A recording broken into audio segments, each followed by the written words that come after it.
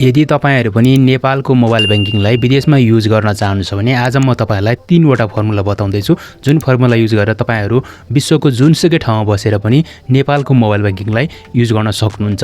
हेर्नु साथीहरु मोबाइल बैंकिङको धेरैवटा फाइदा छ। जस्तै तपाईले बिजुलीको बिलहरु तिर्नु भयो, त्यस्तै गरी घरमा बसेको व्यक्तिहरु अथवा आफन्तहरुलाई तपाईले एनसेल नमस्तेहरुमा रिचार्ज कार्ड लगाइदिन, त्यस्तै गरी विभिन्न बिजुलीको बिलहरु, खानेपानीको बिलहरु देखि लिएर स्कुल फीहरु पनि तिर्न सक्नुहुन्छ मोबाइल बैंकिङबाट। र साथमा तपाईहरुले कमाएको पैसा तपाईले ब्याङ्कमा ट्रान्सफर गर्नुभएको छ रेमिट्यान्स भएर भनेदेखि घर खर्च समेत चलाउनका लागि तपाईले पैसा एक्स्ट्रा दिन सक्नुहुन्छ। यस्तो अवस्थामा तपाईले मोबाइल बैंकिङ चलाउनका लागि केही तरिकाहरु म तपाईलाई बताउँदै छु। त्यो एकदमै इम्पोर्टेन्ट छ। त्यसैले भिडियो सुरुदेखि अन्तिमसम्म हेर्नु होला र भिडियोलाई एक लाइक त्यसै गरी च्यानललाई सब्स्क्राइब गर्नु छैन डेफिनेटली च्यानललाई सब्स्क्राइब गर्नुस् किनभने यो भिडियो बनाउन मलाई 2 दिन लागेको थियो। अब सम्पूर्ण जानकारी म तपाईलाई पूर्ण बताउने छु, तपाईहरु पनि अन्ततसम्म रहनु होला। अब साथीहरु सबभन्दा पहिलो कुरा त तपाईहरु कुन देशमा हुनुहुन्छ र कुन देशबाट यो भिडियो हेर्दै हुनुहुन्छ तल कमेन्ट बक्समा लेख्न पनि नभुल्नु होला। अब साथीहरु तपाईहरु जुनसुकै देशमा हुनु भए पनि साथीहरु तपाईहरुले चाहिँ सबभन्दा पहिला मोबाइल बैंकिङ युज गर्नका लागि मोबाइल बैंकिङको एप्लिकेसन तपाईसँग हुन जरुरी छ र A to Z जुनसुकै ब्याङ्कमा होस् तपाईको एकाउन्ट खोलिएको हुनुपर्छ।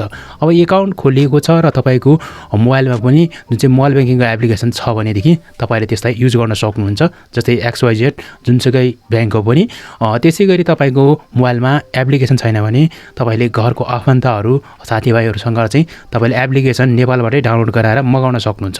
मगाउनका लागि इमो भन्ने एउटा चाहिँ एप्लिकेसन छ, त्यहाँबाट चाहिँ एप पनि शेयर गर्न मिल्छ, एकदम सजिलो फिचर छ, त्यहीबाट तपाईले शेयर गर्न लगाउन सक्नुहुन्छ, एकदम इजी छ। र त्यस्तै गरी तपाईले त्यहाँनेर एप्लिकेसन ओपन गरिसकेपछि पहिलो चोटी जुन चाहिँ मोबाइल बैंकिङ एक्टिभ गर्दाखेरि तपाईलाई ओटीपी चाहिन्छ अथवा ओटीपी मतलब वन टाइम पासवर्ड हुन्छ। त्यो वन टाइम पासवर्ड तपाईकोले भएकै फिजिकल सिममा रोमिङ सर्भिस छ भने त्यहीबाट पनि तपाईले त्यसलाई ओपन गर्न सक्नुहुन्छ अथवा त्यसलाई ओटीपी आएर तपाईले त्यसमा क्लिक गरिसकेपछि त्यो सबै काम हुन्छ।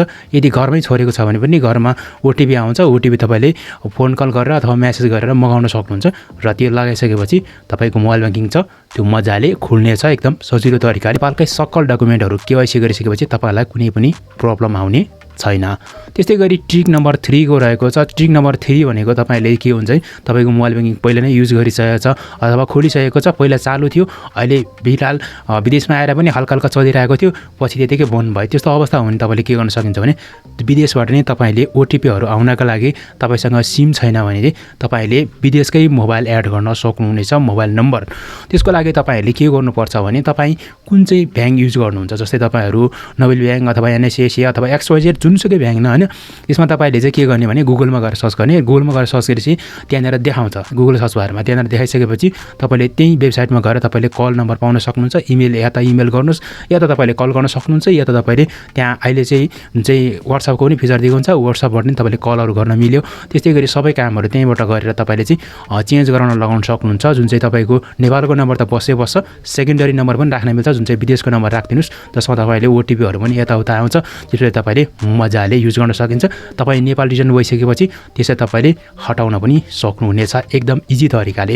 यो तरिकाले साथीहरु यो चाहिँ एकदमै 3 वटा ट्रिक थियो, जुन 3 वटा ट्रिकमा चाहिँ तपाईहरुले उपयोग गरेर तपाईले चाहिँ मोबाइल बैंकिङ छ त्यो मजाले चलाउन सक्नुहुन्छ।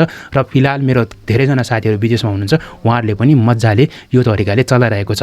र आशा गर्दछु तपाईहरुले पनि यो तरिकाले चलाउन सक्नुहुनेछ। सो भिडियोलाई लाइक गर्नुभयो र च्यानललाई पनि सब्स्क्राइब गरिदिनु भयो, त्यसको लागि यहाँलाई हृदयदेखि धन्यवाद।